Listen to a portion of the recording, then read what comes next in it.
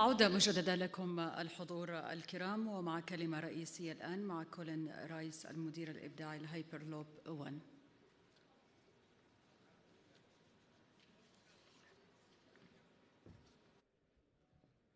Thank you all, and thank you so much for being here today and taking the time to hear a little bit about our story.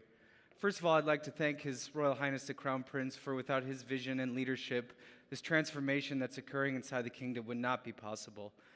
And a special thank you to His Excellency Abdullah Al Swaya and the entire Ministry of Communications and IT team for helping to push this initiative we have today at ArabNet Riyadh. So first, I'd like to tell you a little story about time and a story about distance, and what happens to that time when it's given back to you, and that distance between you and somebody you love becomes insignificant. The first, I'm going to share with you a quick video which captures a moment in our own company's history, and really a moment that transformed, as we see here, transportation across the globe.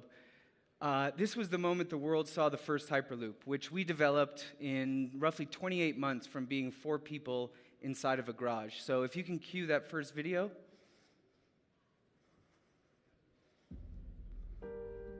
All parties ready for tests?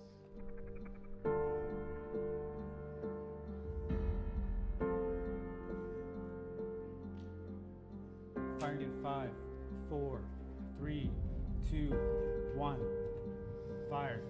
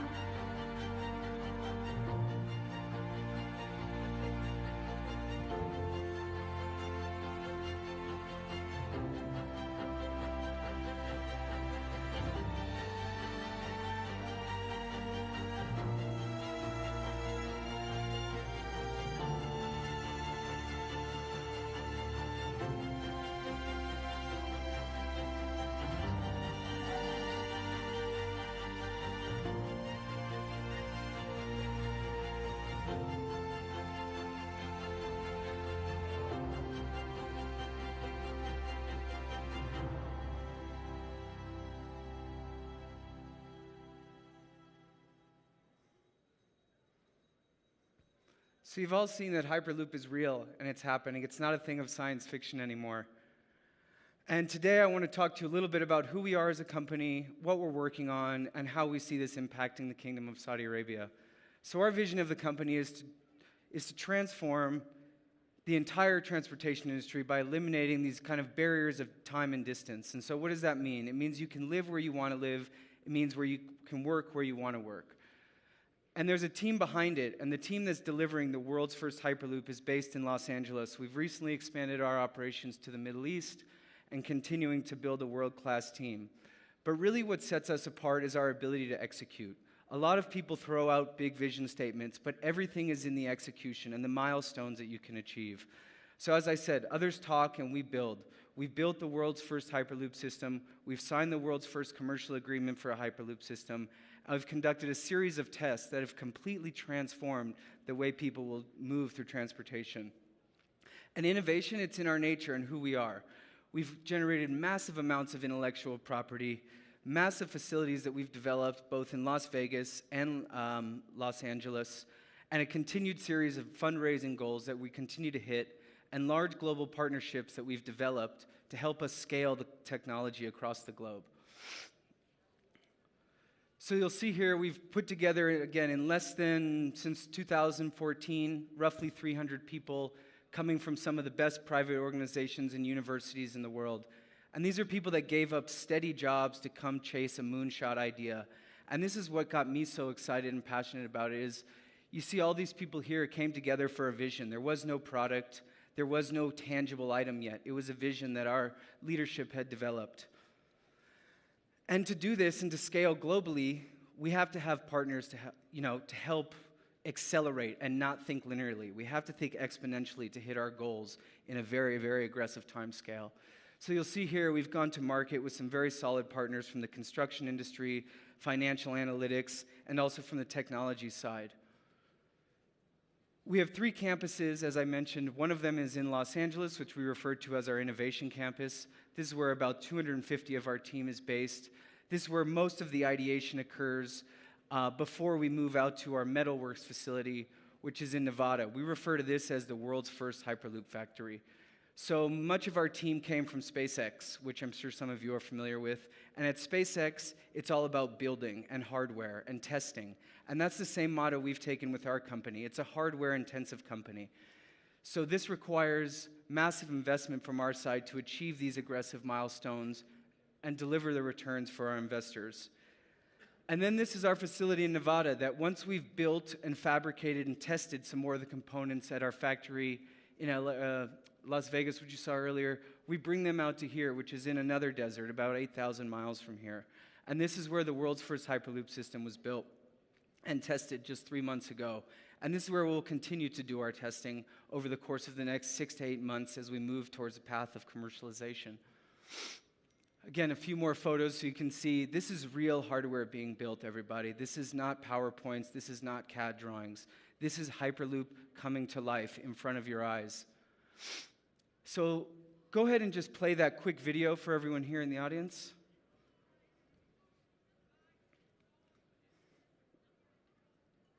تخيل أن تسافر دون توقف بسرعة تصل إلى 1100 كيلومتر It's في a little bit الساعة. about what فوق the الأرض technology تحتها. is. هذا هو الهايبرلوب، أسلوب النقل الجديد الذي طورته هايبرلوب 1.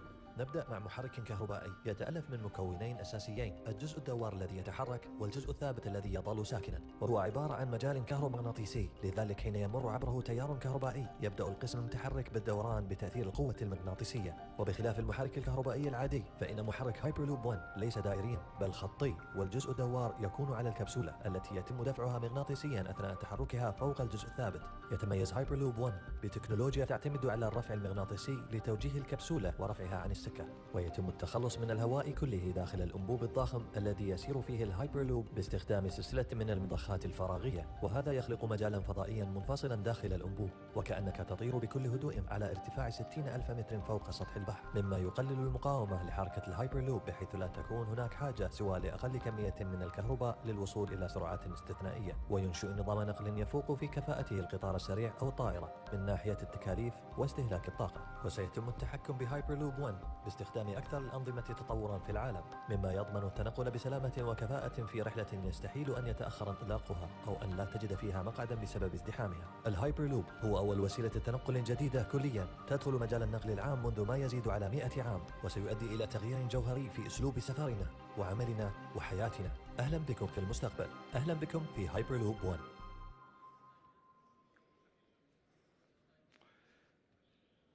So as you just kind of saw, that was a sort of breakdown of our system. Right here, again, we use a passenger vehicle or a cargo vehicle to move people and cargo. We create a sort of, as we say, our own sky. We use a tube to create a low-pressure environment, which we suck the air out of, a passive magnetic levitation to levitate and guide the pod, and electromagnetic propulsion to drive the pod. So overall, it's a very, very energy-elegant system. And again, I just want to repeat these speeds to you. That's 300 meters per second. It's 1,080 kilometers per hour and 670 miles per hour. There is no form of transportation moving at those speeds. Again, as I talked earlier, our major goal is to eliminate the barriers of time and distance. So I want to give you a few examples here. Right now, you're looking at these different comparative modes on how long it would take us to get from Riyadh to Mecca right now. It's 46 minutes to get there. You could go and be back in time for dinner. So one of the key things that we talk a lot at Hyperloop about is that it is not a replacement for other modes of transportation. We're here to enable further modes of transport. And so we very much pride ourselves on one important key fact, which is connecting to existing modes of transport. We want to enable people to travel further, not eliminate their existing modes. Another big component is it's on-demand departures. So there is no schedule. The days of kind of rushing to the airport to sit and wait are over. We want to enable people to go when they want to go and have that freedom to travel and not have to worry about planning and make sure that the ticket cost is comparable with public transportation so that this is something that's accessible for the masses.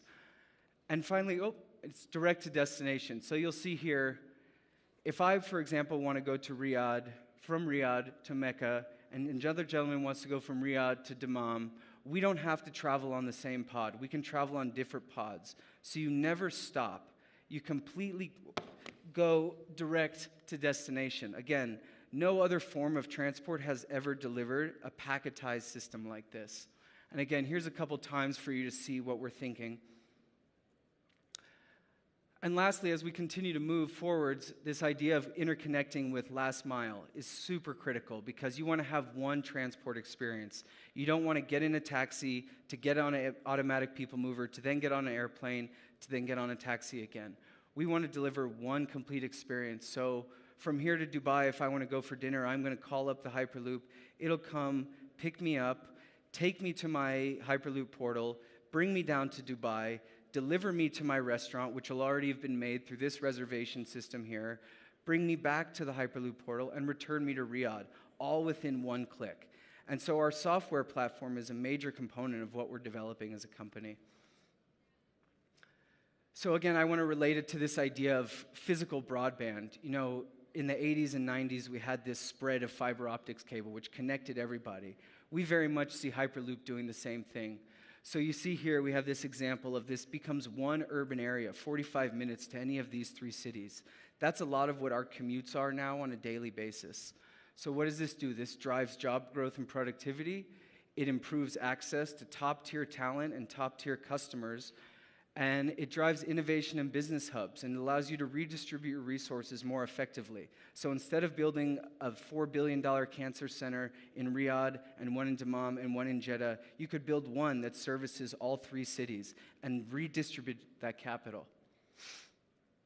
And you know, our founder always says we're not selling transportation, we're selling time. And so with our speeds, it enables you to have a 10 times the commute that you would usually have. So in 30 minutes, you could travel roughly 400 kilometers, 450 kilometers. That allows you to live pretty much anywhere and work pretty much anywhere. That gives people the ability to get access to higher wages inside city centers without having to pay the high real estate costs. It cuts down on the time that people need to spend in traffic, which increases happiness and productivity, which as we're moving forward, we're realizing the importance of happiness because it drives our productivity on a daily basis. It increases access to city attractions and tours. So oftentimes you see these big amusement parks, or for example, right here we have the Project Qiddiya that's happening. If we could access that Qiddiya destination in 5 minutes instead of 55 minutes, think about how many more people would go there. And more importantly, it connects existing infrastructure. So let's take a case that's happening in Dubai. You have two massive airports, one called DXB, one DWC. If we could connect both of those airports and redistribute those resources, they wouldn't have to completely redevelop that second airport. Or if you look at London, for example, they have 3 airports that could be interconnected and not have to build that 6th terminal at Heathrow. So again, billions of dollars in savings created by the speed and connectivity that Hyperloop enables. And in terms of our carbon emission, because this again is very important, being energy elegant to us, it reduces congestion because it takes trucks and drivers off the road. It makes more efficient land use. So when you're doing urban planning and master planning, you can again redistribute those plans more effectively to not disrupt wildlife, to not disrupt nature. And lastly, we have a highest energy efficiency per passenger of any mass transport system available today. So I want to share with you one last slide here, which is sort of our vision for how we see this interconnected Gulf. And that's what Hyperloop is. It's an enabler of connectivity. And so right here you see nowhere in the Gulf is less than 45 minutes away, 1 hour away from each other. That turns this entire region into a global powerhouse of trade and innovation and the gateway to 3 continents that is unmatched by any other region in the entire world. So in closing, I'd like to show a short video that is our vision and our hope for collaboration with the larger Kingdom of Saudi Arabia and how we want to continue to transform and build on Vision 2030. So if you can play that last video for me.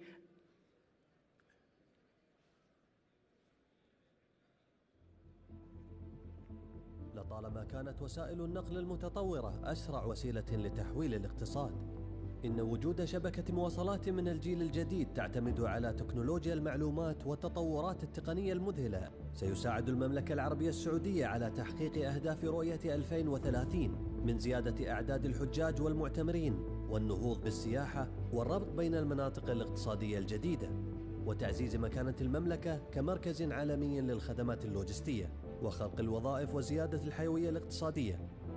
ويعد الهايبرلوب طريقة أسرع وأكثر كفاءة لنقل الناس والبضائع متفوقاً على ما يوفره أي نظام نقل آخر في العالم. إن وجود شبكة هايبرلوب محلية سيرفع إجمالي الناتج المحلي بنسبة تصل إلى 1% والتي ستزداد في حال التوسع بهذه الشبكة على مستوى المنطقة. وسيكون بناء مراكز للتصنيع والخدمات اللوجستية الخاصة بإنشاء نظام الهايبرلوب في المملكة كفيلاً بتوفير منظومة تقنيات جديدة بالغة الأهمية فضلاً عن آلاف الوظائف التي تتطلب مهارات عالية وإطلاق قطاع جديد للصيانة والخدمات كي تكون المملكة بوابة تربط بين أوروبا وآسيا وأفريقيا. وسيساعد هايبرلوب 1 على بناء منظومة تكنولوجية في المنطقة تستفيد منها مختلف الشركات في المملكة. فلنتخيل مناطق صناعية يتم إنشاؤها خارج المناطق الحضرية مرتبطة عبر الهايبرلوب بالمدن الساحلية ليكون لدينا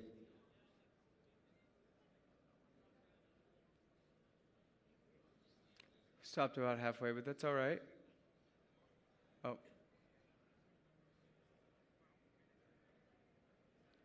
Oh. Okay. No more video. All right. Well, thank you all for coming today. I'm sorry the video was cut short like that. But if you have any questions, feel free to reach out to me or reach out to... Oh, okay. I think they're having me get off, but feel free to come up to me after I answer any question you have, no problem. Thank you, guys.